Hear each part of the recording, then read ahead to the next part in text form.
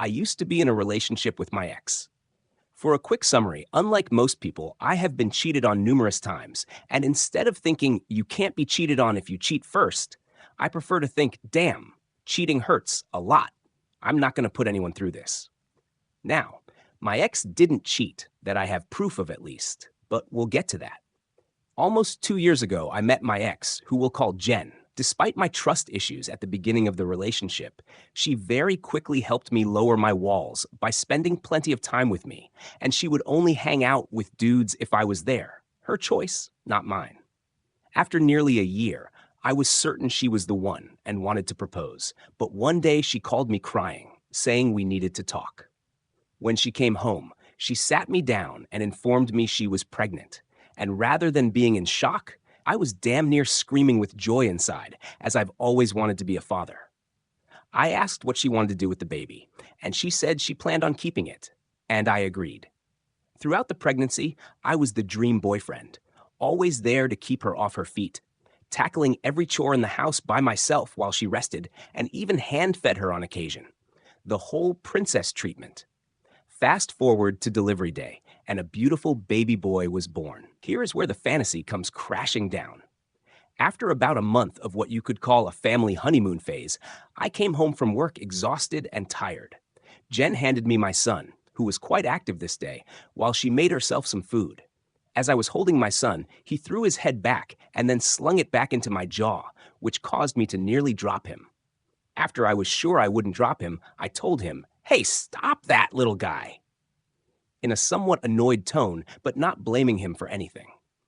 Afterwards, my phone rang, and I had to hand him off as it was from work. Someone had gotten sick, and they had asked if I wanted to come in and collect overtime. And since baby supplies are expensive, I said yes.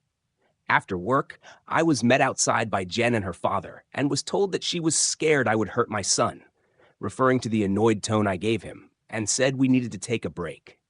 The very next day, a mutual friend asked why me and Jen had broken up. I said we were only having a break, but they said Jen told them she dumped me. A few months after that, she moved out of town despite me begging her to stay so I could at least stay in his life. From then until the present day, I stayed single and heard how she was telling everyone that I had 2 more kids, couldn't please her, or was boring. Well, a week ago, I received a message on TikTok, of all places, saying, "X, hey, it's Jen. You look like you're doing good. Maybe it's time you start helping pay for your son." Immediately, my mood was ruined as I replied, "Ah, yes, because I'm already barely scraping by. I have plenty of money to spare." X, well, it seemed from the video. I had just posted a TikTok about something stupid that happened at work the day before, so I assumed she was talking about that, but never knew what video she was talking about. Yeah, because I would totally share personal information about my financial troubles with the public. X, never mind.